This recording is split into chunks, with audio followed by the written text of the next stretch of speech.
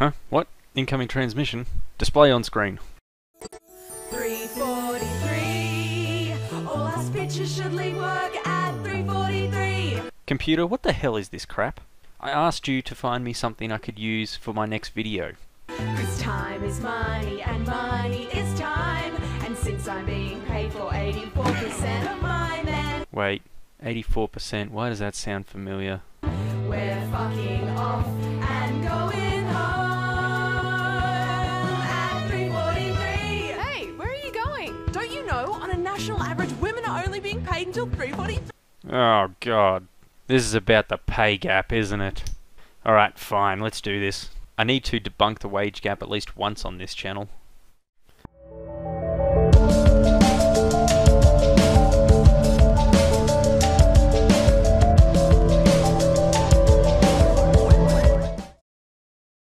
So this video clip comes to us from Australia's ABC television network from the show Growing Up Gracefully. For those of you who don't live in Australia, the ABC has basically become a hard left man-bashing TV channel that cannot represent an opposing view for fear that it will, I don't know, destroy them or something. But basically they only look at things from the far left point of view and nothing else. So firstly, just to rewind a bit, they start off by saying this.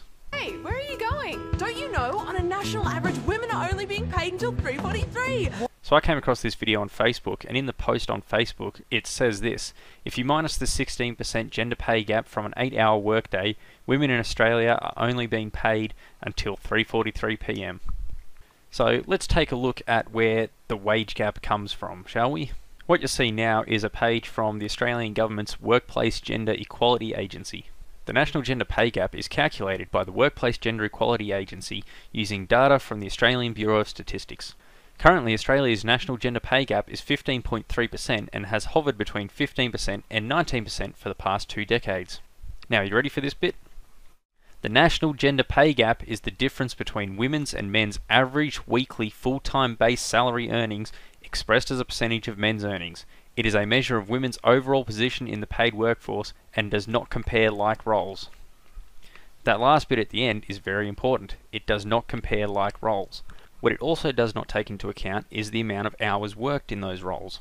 It's also very important to understand that there are more men in full-time positions than there are women in full-time positions.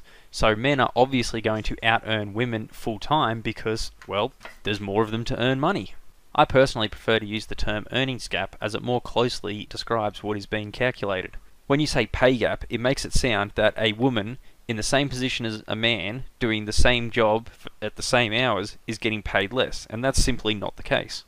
In fact, there's already legislation in place that guarantees that women get paid the same amount as men. Now, I'm going to preemptive all the people in the comments that are going to say, just because something's illegal doesn't mean people don't do it. And that is true. Just because something is illegal doesn't stop people from doing it. But it does heavily dissuade people from doing it. Because the amount of money an employer could save by not paying a woman the same amount as a man is nowhere near the amount that they would pay in litigation fees. But let's get back to the video for a little bit. What? So we're gonna go do some fun shit. It's probably not a viable long-term solution, but it just feels good. Wanna come? Yeah. 3:43. It's got a bit to do with the patriarchy.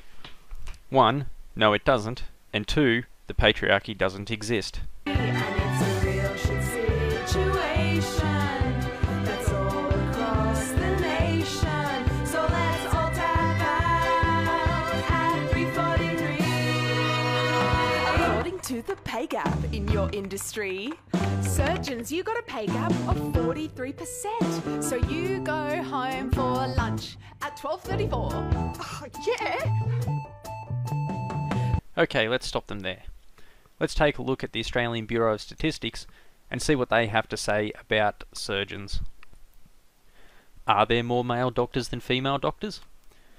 Historically, there have always been more male than female doctors. In 1986, a quarter of GPs and less than 1 in 6 specialists were women. While male doctors continue to outnumber their female counterparts, the difference now is far less pronounced. In 2011, 43% of GPs and around 1/3 of specialists were women. In 2011, surgeons were predominantly male, with the vast majority, 94%, of orthopedic surgeons and around 9 in 10 vascular, 89%, and cardiothoracic, 88% of surgeons being men. The lifestyle associated with surgery, including long working hours and additional years of training, are some of the reasons doctors may not specialise in surgery. This may be more so for women, who may require more flexibility to balance work and family responsibilities. How old are doctors?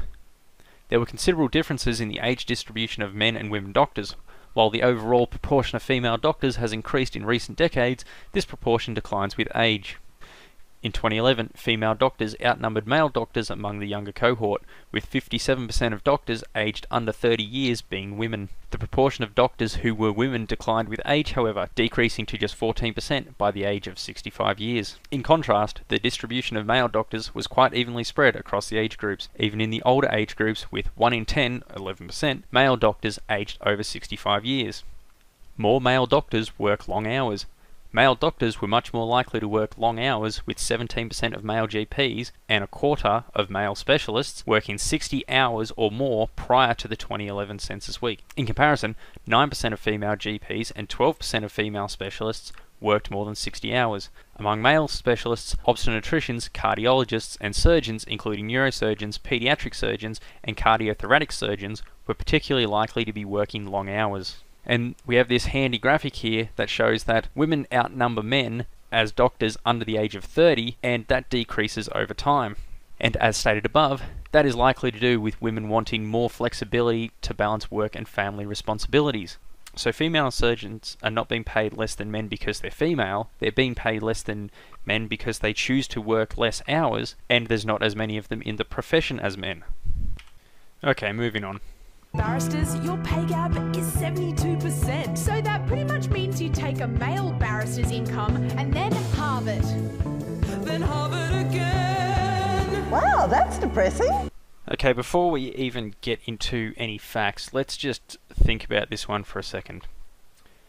Do you honestly think that if a female barrister found out that she was being paid 1/4 of what her male counterpart was being paid, that she would not sue the absolute fuck out of her employer? Just think about that for a second. But anyway, let's see what facts we can find on this being paid 25% of what a male barrister gets paid business. If you go to the New South Wales Bar Association website and go to their statistics area, you can see here that 77% of barristers are male, with 22% being female. And if you go to the Victorian Bar Association website, you can also find this document, which shows a very similar result, with about 70% of barristers being men, with the remainder being women. So if you were to extrapolate the New South Wales Bar Association and Victorian Bar Association data to a national scale, you're probably looking at somewhere between 70 to 75% of all barristers being male, and this would line up with the national average of the earning gap. So female barristers aren't being paid 1/4 of what men are being paid. There's just simply more male barristers than female barristers, and therefore they're able to earn more money than the women because there's more of them. It is also my suspicion that female barristers don't work as long hours as male barristers, for probably the same reason why female surgeons don't work the same hours as male surgeons, because they want more flexibility to balance work and family responsibilities.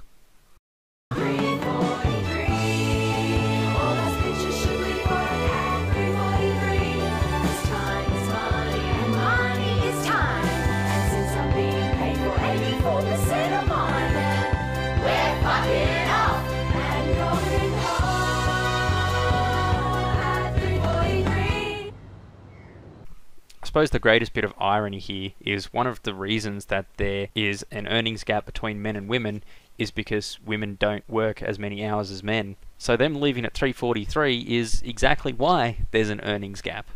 So their way of fighting the problem is by adding to the problem. Now I may have jumped the gun a bit at the start and said that it was all about man bashing, but it's not far out of reach for the ABC. If you'd like to see more about the ABC's horrible man bashing, then you should check out this video by Gary Orsum, who does an excellent job of breaking down another one of the ABC's segments to show just how biased they are towards women and how they just completely trash men and have been for many years now here in Australia. Well, that's it for me today. If you liked what you saw, please like, share and subscribe, and I'll catch you later.